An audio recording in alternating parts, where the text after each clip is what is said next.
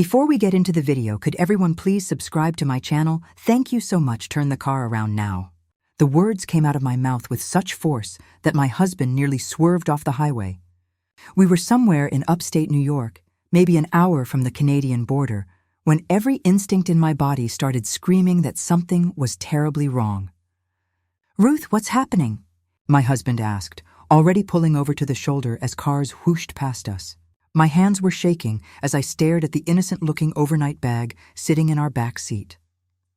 Just minutes before, my son Brandon had called me, his voice strangely sweet, asking about that exact bag.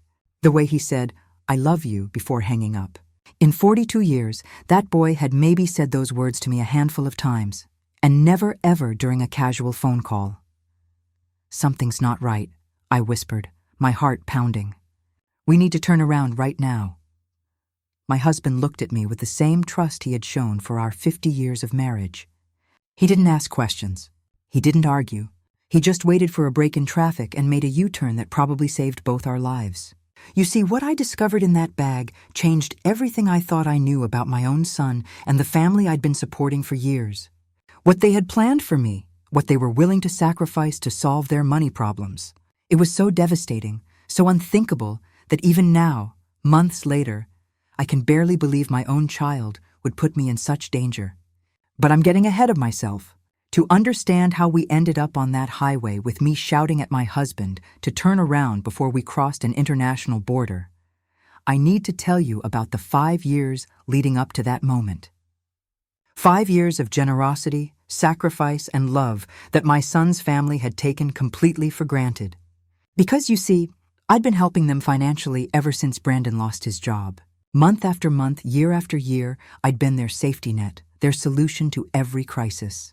And they repaid that kindness by planning something so shocking, so criminal, that it could have destroyed my entire life. Let me start from the beginning, and you'll understand exactly why those 3 words, "turn the car around," were the most important I've ever spoken. Before we dive deeper into Ruth's story, please leave a comment telling us where you're watching from and subscribe to the channel. My name is Ruth Henderson. I'm 68 years old, and I live with my husband of 50 years in our cozy 3-bedroom home in Albany, New York. We raised 3 children in this house. After decades of working as a school secretary, I retired with a modest pension and some savings that we'd carefully built up over the years. Life was good, peaceful, even until 5 years ago when everything changed for our son Brandon's family. Brandon had been working as a warehouse supervisor for nearly 15 years when the company suddenly downsized. Just like that, at 42 years old, he found himself out of work with a wife, Amber, and their 3-year-old son to support. The job market was brutal. Even when Brandon did find work, it was always temporary positions that paid far less than what he'd been making. As his mother, how could I just stand by and watch my son's family struggle? It started small. A couple hundred here and there to help with groceries when things got tight, gas money so Brandon could keep looking for work.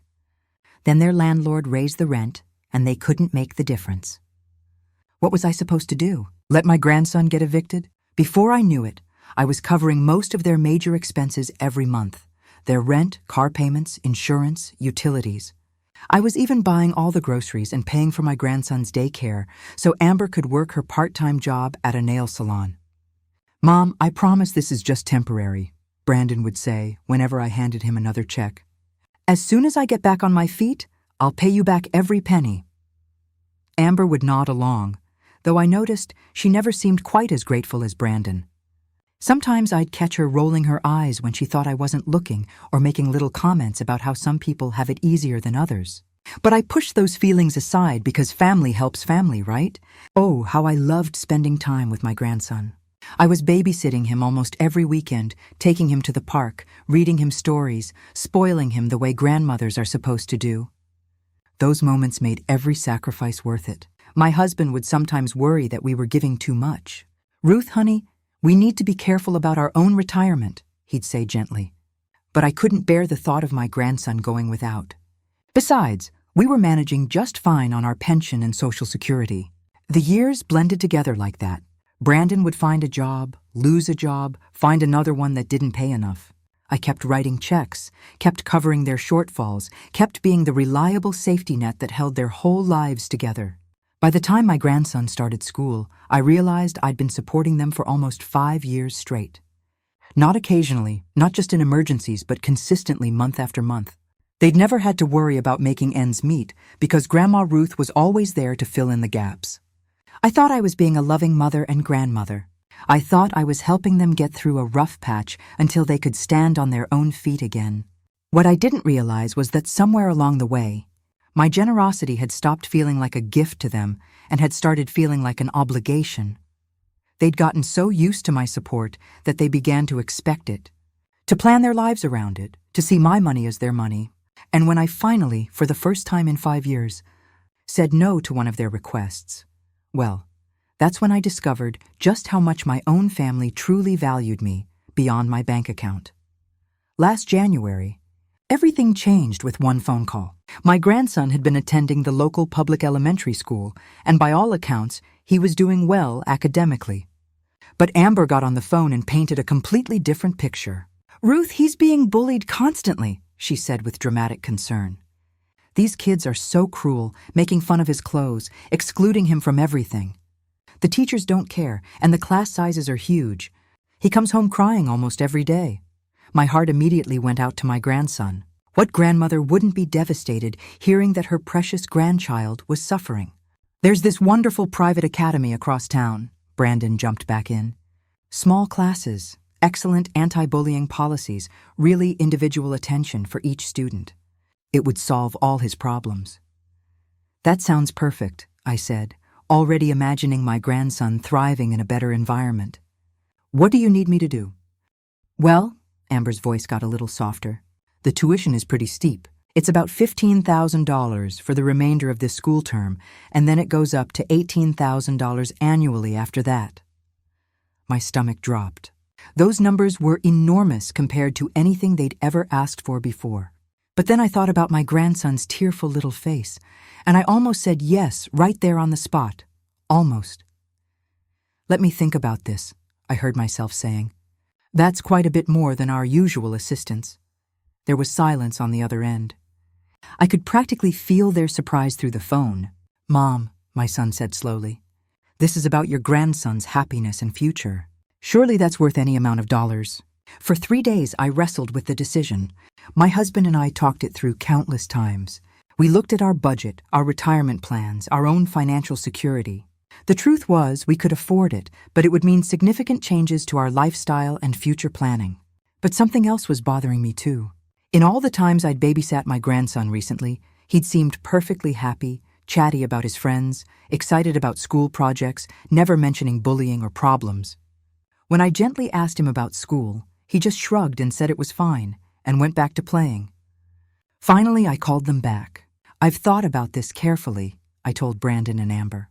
"I love our boy more than anything, but I think we should explore other options first. Maybe we could meet with his teachers or look into the school's anti-bullying programs, or even consider a different public school before jumping to private education."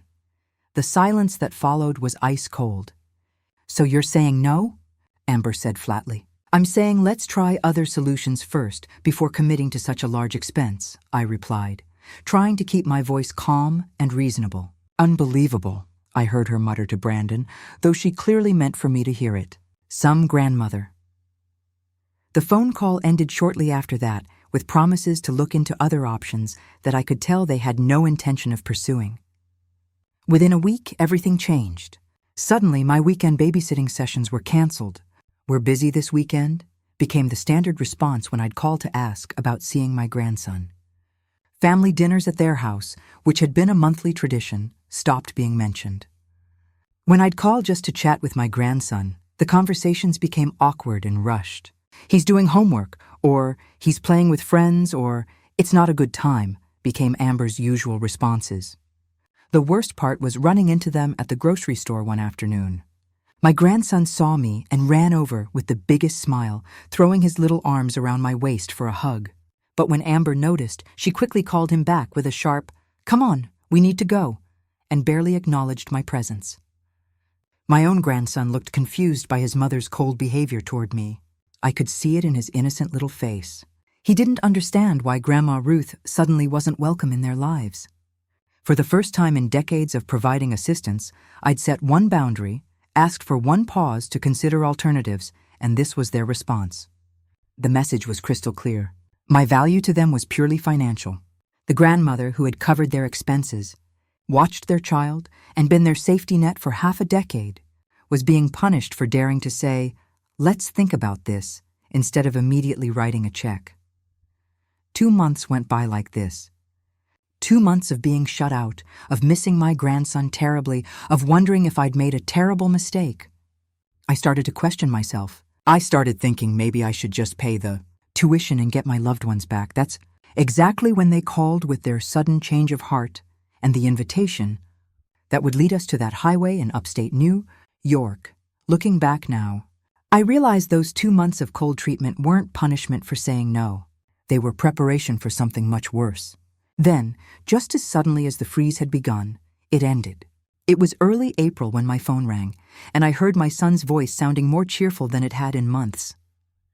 "Hey, Mom, how are you and Dad doing?" he asked with an enthusiasm that immediately caught my attention. After 2 months of barely speaking to us, this dramatic shift felt almost jarring. "We're fine, dear," I said cautiously. "How's everyone there?" "Great, actually, that's why I'm calling. Amber and I have been talking, and we realized we've been way too stressed about everything lately. We thought maybe it would be good for all of us to get away together, spend some quality time as relatives." My heart leapt. Despite everything that had happened, I'd missed them terribly, especially my grandson. Amber's cousin has this beautiful cabin up in Quebec, right by a lake. She invited us all to come up for a long weekend. You, Dad, me, Amber, and our boy. What do you think? The idea of a trip together, of getting my loved ones back, was exactly what I'd been hoping for. Maybe they'd finally realized that our relationship was more important than disagreements about educational expenses. "That sounds wonderful," I told him. "When were you thinking?" "This coming weekend, actually. I know it's short notice, but Amber's cousin just had a cancellation, and the weather's supposed to be perfect. It would be such a great opportunity for our boy to see his grandparents and for all of us to reconnect." We made plans for them to drive up with us. My husband and I had a comfortable SUV that could fit everyone. They mentioned something about bringing fishing gear and games for our grandson. "Oh, and Mom," Brandon added as we were finishing up the call, "would you mind carrying one extra bag for us? Your car is packed pretty tight with all the kids' stuff and fishing equipment. It's just a small overnight bag." "Of course, sweetheart," I said without hesitation. What grandmother wouldn't help carry an extra bag? The night before we left, Amber dropped off the bag at our house. It was a standard black overnight bag. Nothing unusual about it. She was actually quite pleasant, chatting about how excited our grandson was for the trip and thanking us for agreeing to help with transportation.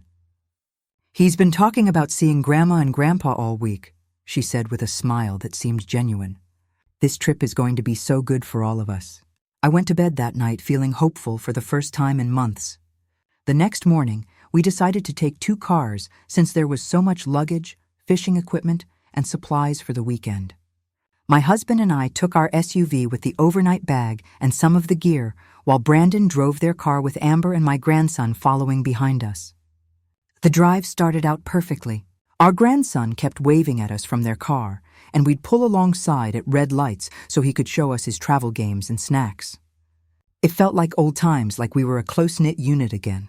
We'd been driving for about 3 hours, making good time toward the Canadian border when my phone rang. It was Brandon calling from their car behind us. "Mom, hey, quick question," he said, and something in his tone immediately put me on edge.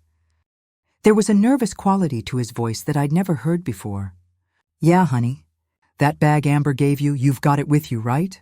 It made it into the car?" "Yes, of course. It's right here next to me." "Good, good. And you haven't? I mean, you didn't need to move anything around in it or anything, right?" The question was odd. Why would I be going through their personal bag? "No, sweetheart. I haven't touched it." "Why?" "Oh, no reason. Just making sure everything's secure for the border crossing. You know how careful they are these days." He paused and then said something that sent chills down my spine. "I love you, Mom. You know that, right? I really, really love you." My son had never in his entire adult life called me just to tell me he loved me. Never. And certainly never with that intensity, that almost desperate tone. I hung up the phone, but my hands were trembling. Every maternal instinct I developed over nearly 7 decades was suddenly screaming at me that something was terribly wrong. "Turn the car around now." That's when I shouted those words to my husband, the words that probably saved both our lives. We pulled over at the next exit, and while my husband kept everyone distracted, I quietly opened that innocent-looking overnight bag. What I found inside made my blood run cold. Carefully hidden beneath my grandson's folded pajamas and some of his favorite toys were small packages wrapped in plastic. Even at my age, I wasn't naive enough not to recognize what I was looking at: drugs, a significant amount of them. My own son and his wife had planned to use me as an unwitting drug smuggler across an international border. They'd counted on my love for my grandson, my desire to reconnect with relatives, and my complete trust in them to carry their illegal cargo without question. If we'd been caught at that border, and with the way they were checking cars that day, we very well might have been. I would have been the one facing criminal charges. At 68, I would have been looking at years in prison for drug trafficking. And Brandon's phone call, that wasn't checking on the bag. That was him getting emotional because he knew he was about to destroy his mother's life to solve his own problems. The worst part was realizing that this entire reunion trip had been planned from the moment I'd said no to that tuition. The cold treatment, the sudden reconciliation, the urgent timeline, the cousin's cabin. All of it had been a carefully orchestrated plan to manipulate my love for them into committing a federal crime. As I stared at those packages hidden among my grandson's innocent belongings, I realized that my own child was willing to sacrifice everything: my freedom, my reputation, my entire future, rather than learn to live within his means or find legal solutions to his financial troubles.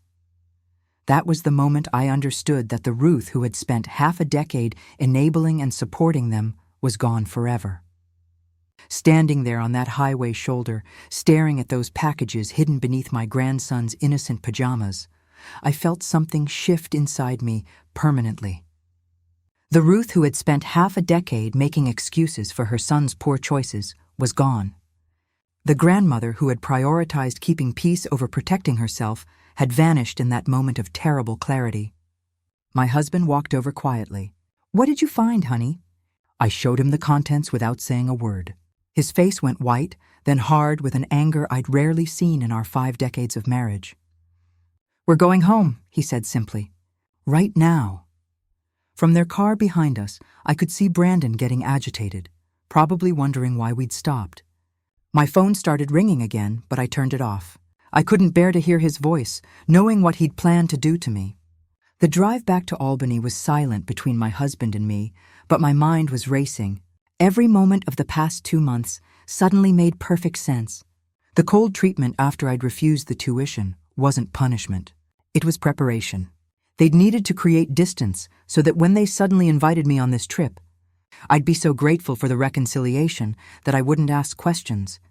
They'd manipulated my love for my grandson, my desperation to repair our relationship, and my complete trust in them to nearly destroy my life.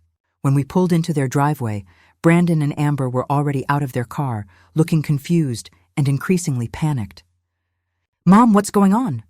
my son called out as I walked toward their front door with the overnight bag. Why did we turn around? We were almost there. I set the bag down on their doorstep and looked at my son. I really looked at him. When had he become someone I didn't recognize? When had his struggles turned him into a person willing to sacrifice his mother's freedom for his own convenience? "I know what's in the bag," I said quietly. The color drained from both their faces. Amber grabbed my son's arm, and I could see them exchanging panicked glances. "Mom, I can explain," Brandon started. "No," I cut him off, my voice steady despite my trembling hands. "There's nothing to explain. You planned to use me to commit a federal crime. You were willing to let me face prison time to solve your financial problems."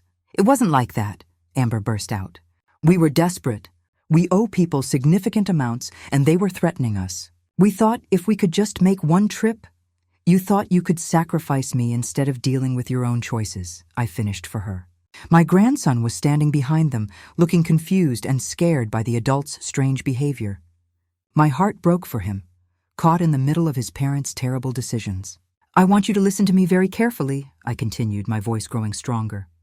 "I will no longer be providing any financial assistance to your household. No rent help. No car payments, no groceries, no emergency funds, nothing. Mom, you can't be serious, Brandon said, desperation creeping into his voice. We depend on that support. We can't survive without it. Then you'll need to figure out how to survive, won't you? I replied.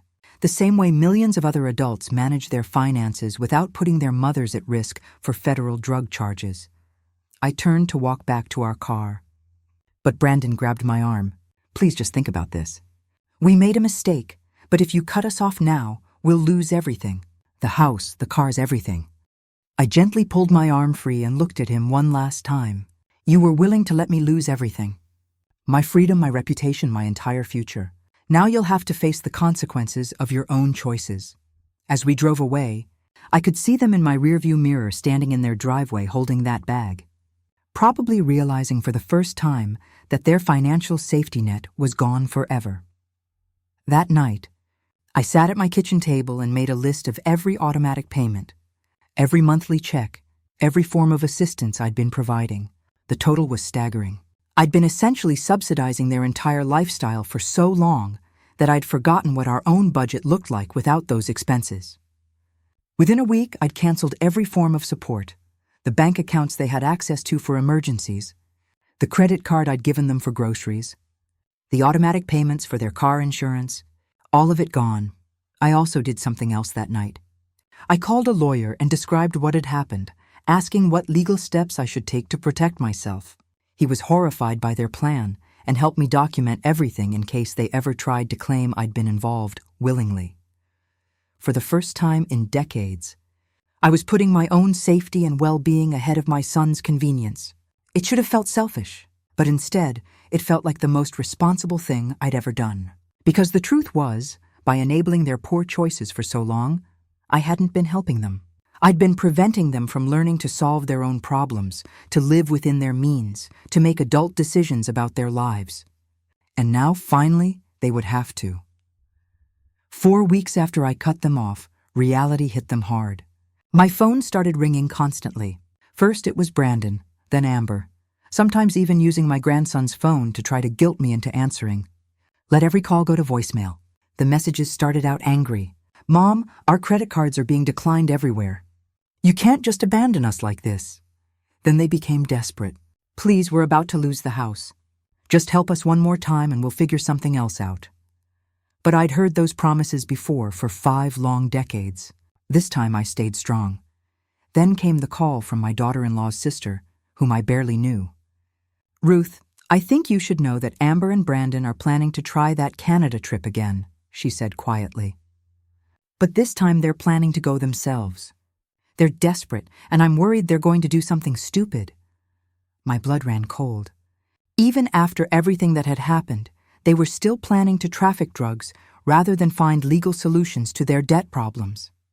When I asked this weekend, they asked me to watch their son. They said they were going on a business trip for a couple of days. I immediately called my lawyer. He advised me to contact the authorities with this information, but I couldn't, even after what they tried to do to me. That Saturday morning, I was drinking coffee in my kitchen when my phone rang. It was a number I didn't recognize. Is this Ruth Henderson? A woman's voice asked. Yes, this is Officer Martinez with U.S. Border Patrol. Your son Brandon Henderson and daughter-in-law Amber Henderson were arrested early this morning attempting to cross into Canada with illegal substances. They listed you as their emergency contact. My hands started shaking, but not from shock. I'd known this call was coming. Where is their son? I managed to say. He's currently with a family member, but Child Protective Services needs to arrange proper placement since you're listed as next of kin. Within hours, I was filling out emergency custody paperwork. My grandson, confused and scared, came home with me that afternoon, carrying a small suitcase and his favorite stuffed animal. Grandma Ruth, he asked that first night as I tucked him into the guest bedroom that would become his room. When are Mom and Dad coming back? How do you explain to an 8-year-old that his parents chose to risk everything, including him, rather than learn to live responsibly? They made some bad choices, sweetheart, I told him gently. But you're safe here with Grandpa and me, and we're going to take very good care of you. Over the following months, the legal process unfolded exactly as I'd expected. Brandon and Amber were sentenced to 18 months in federal prison. The house they couldn't afford without my assistance went into foreclosure. Their cars were repossessed. But you know what? I felt no satisfaction in their downfall, only sadness that it had come to this and relief that my grandson was safe. The custody hearing was surprisingly straightforward. Brandon and Amber, facing significant prison time, agreed to sign temporary custody to me rather than risk their son going into the foster care system. My lawyer helped us establish a clear arrangement that protected everyone's interests. My grandson started at a new school near our house, the same excellent public school where I'd once worked as a secretary. The teachers there remembered me fondly and went out of their way to help him adjust. No expensive private academy was needed, just caring adults and a stable environment. In the evenings, he'd do his homework at my kitchen table while I prepared dinner. My husband taught him to play chess and helped him with math. We read stories together every night, the same way I'd done with Brandon when he was small. Slowly, my grandson's confusion faded and was replaced with a sense of security he'd never really had before. No more parents fighting about finances. No more uncertainty about whether bills would be paid. No more adults making desperate choices that put everyone at risk. "Grandma," he said to me one day about 6 months after he'd come to live with us, "I like it here. It's quiet." That's when I realized what we'd all been missing. Peace. Simple. Ordinary peace that comes from living within your means, making responsible choices, and putting the well-being of children first. As for Brandon and Amber, they write occasional letters from prison. Brandon's letters are full of apologies and promises to do better when he gets out. Amber's are mostly complaints about prison conditions and reminders that I owe them for all the difficulties they're facing. I don't respond to either of them. My lawyer has advised me that when they're released, they'll likely seek to regain custody of their son. We're already preparing for that legal battle, documenting the stable home environment we've provided and the educational progress my grandson has made. But for now, our days are filled with school projects, weekend fishing trips with my husband, and quiet evenings reading together on the couch. My grandson is thriving in ways I never saw when he was caught in the chaos of his parents' financial irresponsibility. And me, I've learned that sometimes the most loving thing you can do is refuse to enable destructive behavior, especially when it's coming from your own child. I'm 73 now, and I have no idea how many more decades I have left. But I know I'll spend whatever time I have raising my grandson to be the kind of man who solves problems honestly, treats people with respect, and never ever asks someone else to pay the price for his mistakes. That's my story. That's how a grandmother's protective instincts and willingness to set boundaries saved not just her own life, but gave her grandson the stable childhood his parents couldn't provide. Sometimes the most powerful thing you can say to people who take advantage of your generosity isn't, "I'll help you one more time." Sometimes it's, "I love you too much to keep enabling you." And sometimes that's exactly what the next generation needs to hear. So that's my story. I'd love to hear what you think. Have you ever had to set difficult boundaries with family members who were taking advantage of your generosity? Let me know in the comments and subscribe for more stories like mine.